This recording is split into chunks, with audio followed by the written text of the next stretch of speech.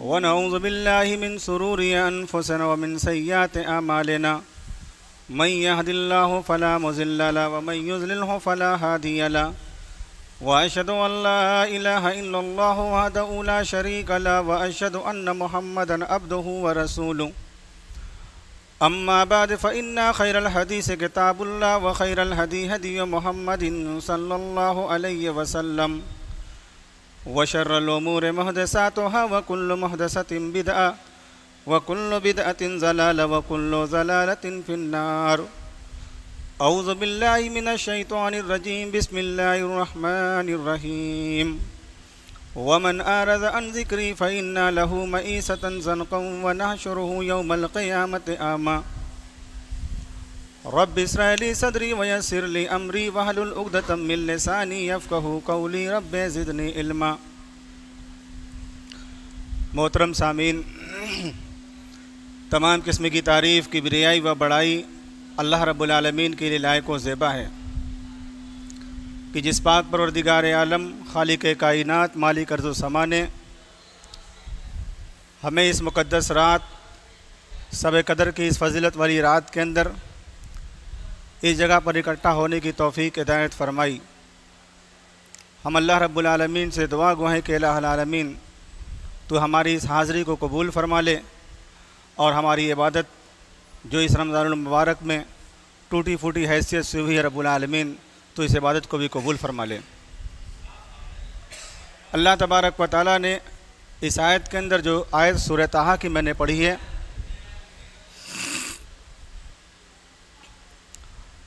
ये आयत इंसानियत के दरमियान अपना एक मकाम, अपनी एक हैसियत रखती है। ऐसे तो कुरान मुक़द्दस के तमाम अल्फाज इंसानियत के लिए रहनुमाई का सबब और उसके लिए एक रहनुमा उसूल रखते हैं, लेकिन अल्लाह रब्बुल आलमीन ने जो इस आयत के अंदर जिस नस को वाज़े किया है और जिन चीज़ों को बतलाना चाहे वाकई ये अहमियत के हामिल है। अल्लाह ने फरमाया इस आयत के अंदर कि वमन आरज़ अन ज़िक्री फ़इन्ना लहू मईसतन ज़नक़ा व नहशुरुहु यौमल क़ियामति आमा, कि जिसने मेरे ज़िक्र से एराज़ किया हम उसकी मईसत को तंग कर देंगे। यानी अल्लाह तबारक व तआला का ज़िक्र, अहकाम व शरीयत के नुसूस, अल्लाह उसके रसूल सल्लल्लाहु अलैहि वसल्लम की ताबेदारी जो इंसानी ज़िंदगी के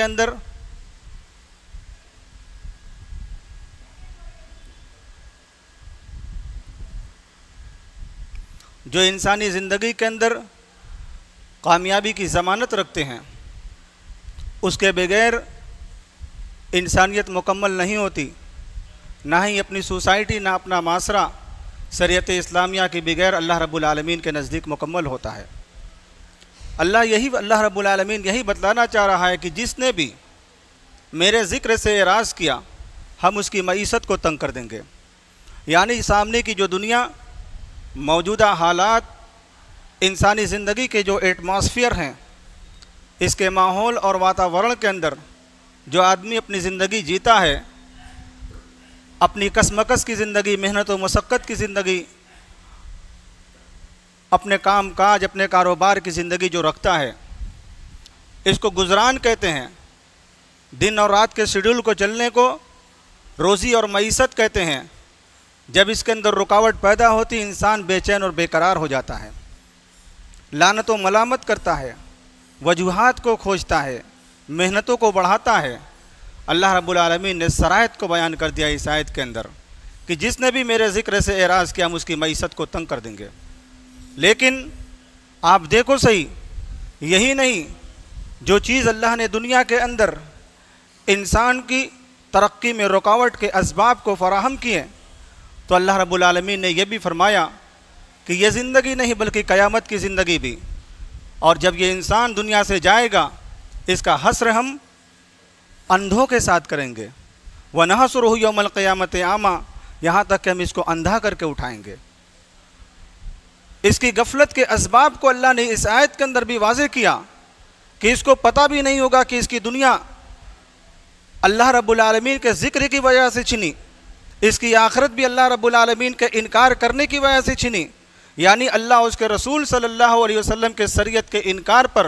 दुनिया छीनी, आखरत के अंदर अंधा करके उठाया जा रहा है, तो पूछ बैठेगा कि काला रब्बे लिमा हसरतनी आमा वक़द कुन्तु बसीरा, मैं तो दुनिया में देखने वाला था, मेरे पास बीनाई थी, मेरे पास आँख थी। अल्लाह फरमाएगा कि तुमने दुनिया के अंदर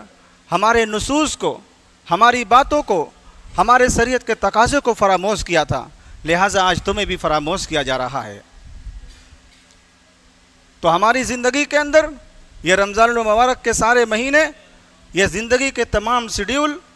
इंसानी ज़िंदगी के सब रोज़, ये सब की सब शरीयत अल्लाह उसके रसूल सल्लल्लाहु अलैहि वसल्लम को ज़िक्र के अंदर शामिल किया गया है।